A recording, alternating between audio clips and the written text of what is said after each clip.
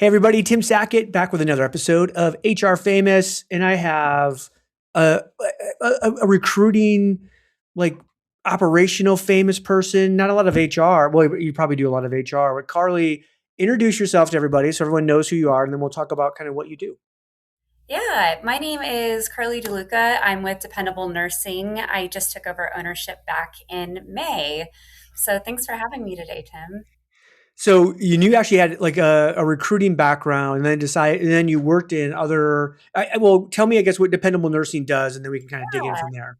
Yeah, so at Dependable Nursing, we're a skilled home healthcare company. So we work with patients that have complex medical needs.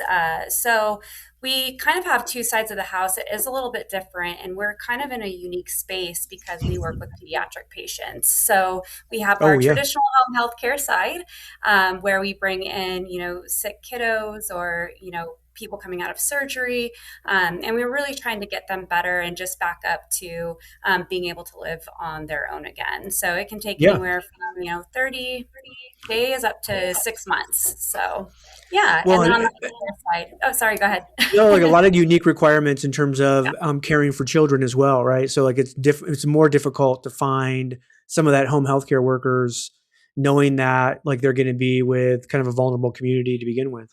Correct. Yes, that we do get a lot of that, Tim. People either love the geriatric side or they love the pediatric side, and Yeah, it's very hard to find someone that's kind of loves both. So yeah, those are yeah. the challenges we face for sure. So I know you worked in the industry before you took over Dependable Nursing, and like so, what like what made you give you that desire to say, hey, I think I can do this? And I know before that, you obviously had worked in a lot of recruiting as well, which I know one of the most difficult pieces of home healthcare is just getting people to like get there in the door. So you came with like a unique kind of, because a lot of times I think you'll know or understand or see this is that most of these kind of like home healthcare type facilities are usually done, are usually started by doctors, therapists, nurses. It's Hmm. rare that you go, "Oh, a recruiter." But then I look at it and go, "Oh my gosh, that makes complete sense," because every single company I speak with in this space is like, "We are desperate for help." Yes, yes. So, just to kind of give you a little bit of a background of myself, I actually fell in love with recruiting when I was in college. I recruited for my business fraternity. And then from there, I went straight into engineering recruiting. So, for big, huge brands like Boeing. And then I went into the educational space. And then I got recruited. I got recruited over Yeah. the healthcare space. So, I was at a very high level there. While we did do healthcare staffing, I really went into the account manager side, so working directly with the facilities and the master service providers to get them staff. Yeah. So I know you guys started using a new solution called Perfect Hire that's been doing really well for you. Before we talk about how that changed, talk to me so about like traditionally when you started, how were you hiring? How were you getting the talent to come in the door? Yeah, so taking over the company, we were using a solution within Paylocity. It was a little bit of an afterthought, so it's not a great solution, but it was part of the package we had. Oh yeah. Yeah, so it was one of the first things I noticed because I have worked with a lot of ATSs, over the last 20, 25 years. And, when Olivia Nielsen approached me from Perfect Hire, she kind of showed me everything that this system could do. A lot of AI implementation, and they're starting to implement even more AI. And so it just really makes a power recruiter.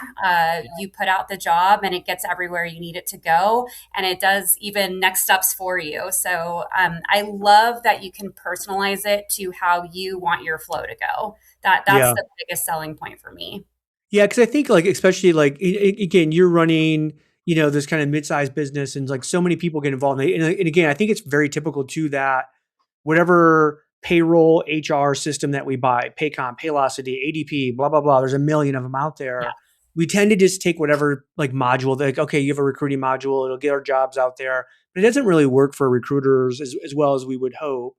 And so I think at some point you have to make that turn and decision to go, hey, like, and again, in your business, like staffing's critical. not Yes. only to like revenue growth, but also patient care, right? So it's like, hey, we have to have people. We can't just sit around and not do this stuff. So when you I want to get a little bit into the weeds because you Yeah. said, hey, it just does all this stuff for us, like, or the next step after, like, hey, I want to put in a rec. I need to find this person. You put that into the system. And like, so talk a little bit more specifically about like, what does it actually go and do for you? Yeah, so once we put the rec into the system, I can actually build, kind of a persona that I'm looking for. So I don't want to get too specific with the persona, just because you don't want to isolate anyone out of the Yeah, system. yeah, You have to be mindful of that in HR, yeah, because you are responsible for everything. But I like that you can kind of tell it what you're looking for, right? And then it essentially goes out and starts to capture those people for you across several different job boards. And it'll actually do the preliminary assessment for you. So it'll ask those questions for you. It'll let you know how they did, or what they think, the fit rate is, or how yeah, well they fit into the role that you're looking for. And then from there, I love it because it actually does talk with Paylocity. So now I have the best of both worlds, right? I can do all my payroll, which it's great at. Paylocity is great at payroll, yeah, yeah, but ATS not so much. So it now just talks directly into Paylocity. So I can gather a lot of their onboarding, and preliminary documents, and it just goes straight into Paylocity. yeah. No, that's amazing. So obviously there's the AI like pre-screening. Um, then so you're getting people that are basically vetted, right? They're not gonna like, hey, are you legal to work, or do you have the licensure you need, and all that other stuff that's kind of being Mhm. asked.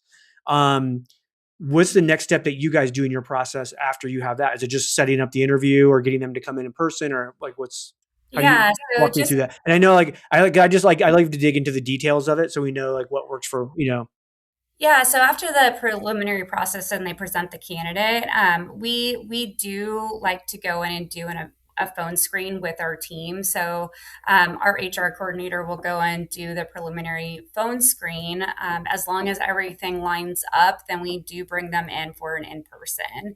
yeah. At that time, usually, because we need such a fast turnaround process, we do their skills assessment along with their in-person interview, which you have to have in home healthcare. So when you take a look at what you had before, like using kind of Paylocity's recruiting tech into what you have now with Perfect Hire, like what's been the single biggest change in terms of like, are you seeing more validated candidates come through because the AI is doing this for you, or like talk to me a little bit about that. Just a lot better organization optimization.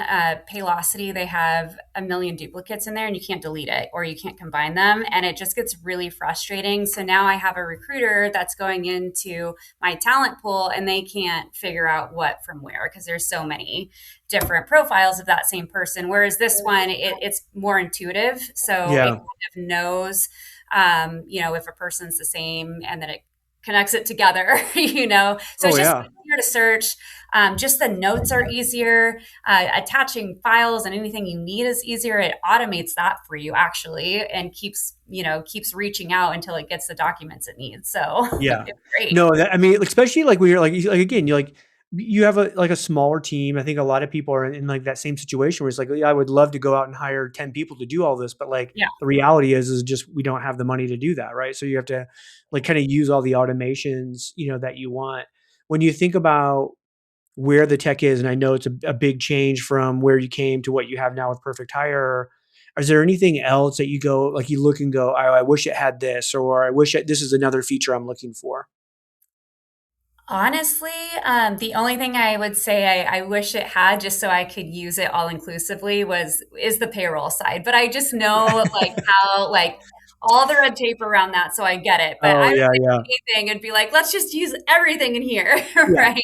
Oh no, Uh, it's the whole magic wand thing. Is like we want one system that does everything really good. And you're like, well, not one system does everything really good. it doesn't. It doesn't, unfortunately. Yeah. When you think about like where your industry is and like how hands on, obviously, your workers have to be with patients and stuff like that. Like where do you think AI could have like an advantage with home healthcare that you still haven't seen yet? Yeah, I know when I was recruiting, for or staffing, within healthcare staffing, they did do a lot of the testing online, which was great. So it would be good if we could, I guess, connect some of that healthcare testing inside Perfect Hire, which I think you can do. I just haven't gotten that far yet. Yeah, yeah. 100%. I think that's the one thing. And like again, like, as they start to launch like some of the AI agents and stuff like that too, it's crazy how you can send them out. And same thing, like they'll just keep going after it until the person completes it and gets it Exactly. back. And like like you and I grew up in like recruiting, and like to go like the amount of calls and emails and stuff Yes. we had to send just to get somebody to do the basic was like it was just insanity for me, from that standpoint. Um, so what else do you think, like when you think about um, where you're at now? One of the things I wanted to dig into a little bit around Perfect Hire was how you guys are using kind of the data and analytics. I know it's one of the things that Yes. when I saw the system, I was blown away by in terms of just really knowing kind of where things were and what was happening. And you probably have a million things going on a daily basis as Yes. the Yes. president. So it's like how are you using those dashboards?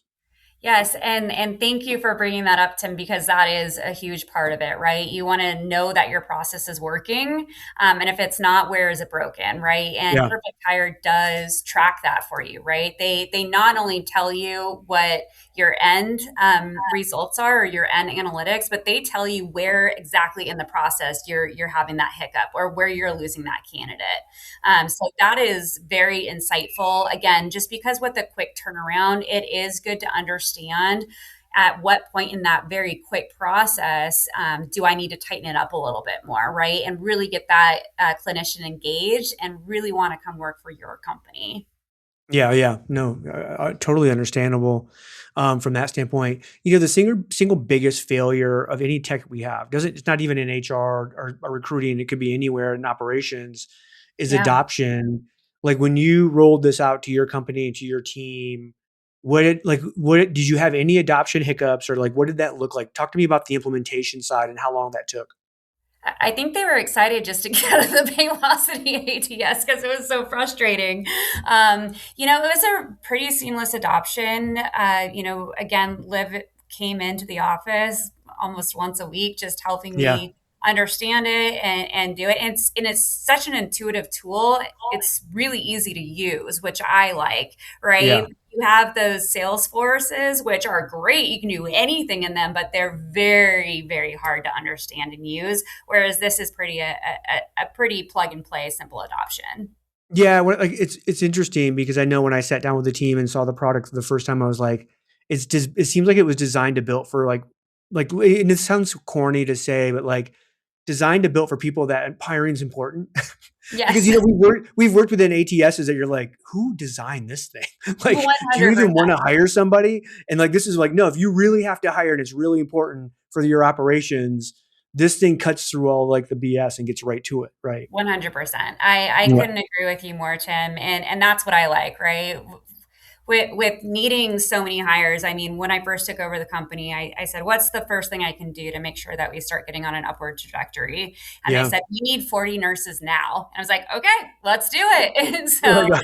I got All real right. familiar with their tools and how much I was not excited about them, Yeah. and knew I needed something pretty quickly so that we could sustain that level of growth.